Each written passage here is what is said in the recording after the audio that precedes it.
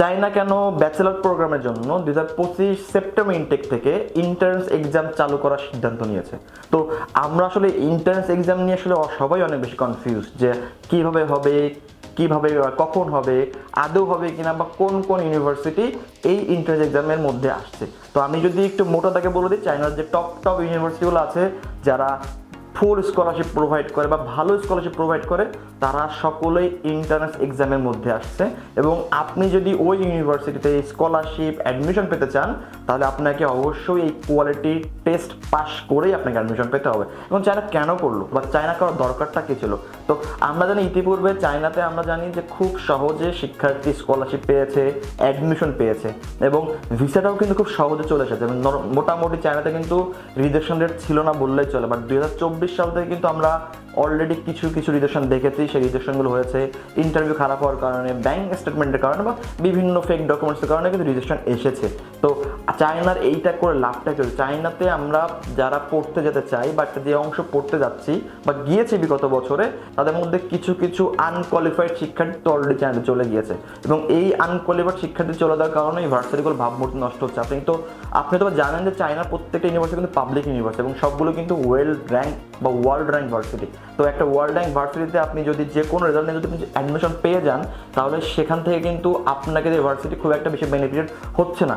China যেমন আপনাকে scholarship দিচ্ছে, ঠিক চাইনিজ ভার্সিটিগুলো চাইবে আপনি ভালো পারফরমেন্স করে তাদের নামটাকে আপনি উজ্জ্বল করেন বা তাদেরকে আপনি আলাদা একটা ব্র্যান্ডিং ক্রিয়েট করে দেন। তো সেই ক্ষেত্রে এমন একটা শিক্ষার্থী চায়নাতে গিয়েছে যাদের আসলে ওই রেজাল্ট ছিল না, ওই লেভেলের যোগ্যতা ছিল না, এবং এই যাওয়ার কারণেই বেসিক্যালি ভার্সিটিগুলো কিন্তু এখন চাচ্ছে যে তারা শুধু কোয়ালিটি ইনশিওর করবে।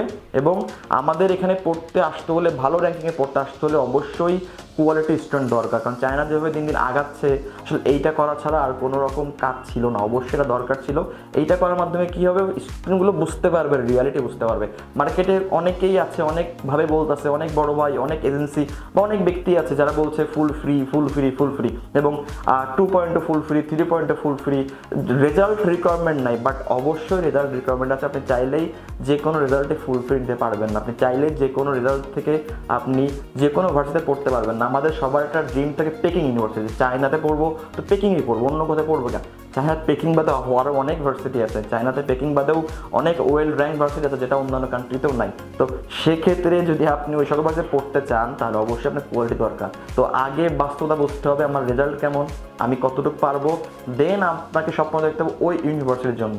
শুধু বসে বসে পেকিং চিন্তা করলে, বসে বসে সিংহা ফুদান চিন্তা করলে আসলেই হবে না। তো আগে আপনি বুঝবেন আপনার প্রোফাইল, আপনার রেজাল্ট, এক্সট্রা কারিকুলার অ্যাক্টিভিটিস সব কিছু মিলায় যদি মনে হয় ওই ইউনিভার্সিটিতে সুইট বা আপনার ফিট হচ্ছে, তাহলে এন্ট্রান্স এক্সাম দেওয়ার মাধ্যমে কিন্তু আপনি চাইলে অ্যাডমিশন নিতে পারেন। এখন এই এন্ট্রান্স এক্সাম দেওয়ার ফলে ভার্সিটি কিন্তু ইনশিওর করছে আপনার কোয়ালিটি, এবং তারা কিন্তু এইভাবেই তাদের ভার্সিটিগুলোর মান তারা কিন্তু বেশি বাড়াতে পারবে বিশ্বের দরবারে। ইভেন আমরা জানি যে চায়না অলরেডি একটা রুল চালু করেছে যে যারা ব্যাচেলর প্রোগ্রামে পড়াশোনা করবে তাদেরকে অবশ্যই এইচএসকে 4টা কিন্তু কমপ্লিট করতে হবে, যেটা কিন্তু ইতিপূর্বে ছিল না। যারা 2020-21 সালে পাশ করেছে তাদেরও কিন্তু ছিল না, 22 সাল পর্যন্ত ছিল না, 23 সাল থেকে কিন্তু রুলস চলে এসেছে চায়না প্রেক্ষাপটে। তো এইচএসকে 4টার দরকার, মানে এইচএসকে 4টার দরকার ছিল কি? এইচএসকে 4 না হলে তো চলে, কারণ আপনি পড়তেছেন ইংলিশ মিডিয়ামে, সার্টিফিকেট পাচ্ছেন ইংলিশ মিডিয়াম থেকে, এমওয়াই পাচ্ছেন, তাহলে এইচএসকে কেন? কারণ চায়না দেখেছে যে চায়নাতে যদি আপনি জব করতে চান বা আপনি যদি আপনার ক্যারিয়ারে ভালো কিছু করতে চান, অবশ্যই চাইনিজ ভাষার দক্ষতা খুব বেশি ইম্পর্টেন্ট।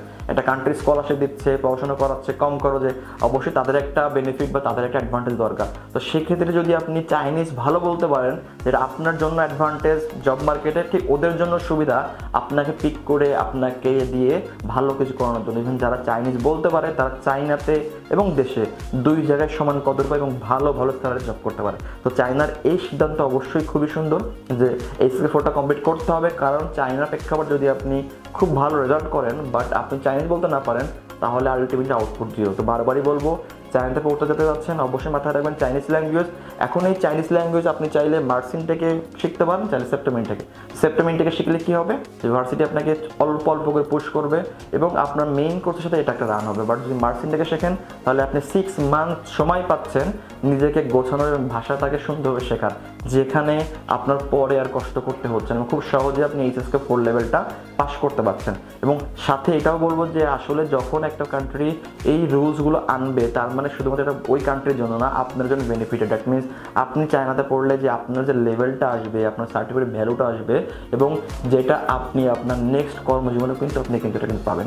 দ্যাট মিনস চায়নার সিদ্ধান্তকে আমরা সবাই সাধুবাদ জানাই, এবং আমরা এটা বলতে পারি যদি চায়না নিয়ে আপনার যদি কোনো ইনফরমেশন জানার থাকে, যদি কোনো প্রশ্ন থাকে, আপনি চাইলে হোয়াটসঅ্যাপ করতে পারেন, কমেন্ট করতে পারেন, এবং আমরা অফিসে ভিজিট করতে পারেন। আমরা ওয়াইডেবল কনসালটেন্সি দীর্ঘ সময় ধরে চায়না ইউনিভার্সিটি স্কলারশিপে কাজ করে আসছি।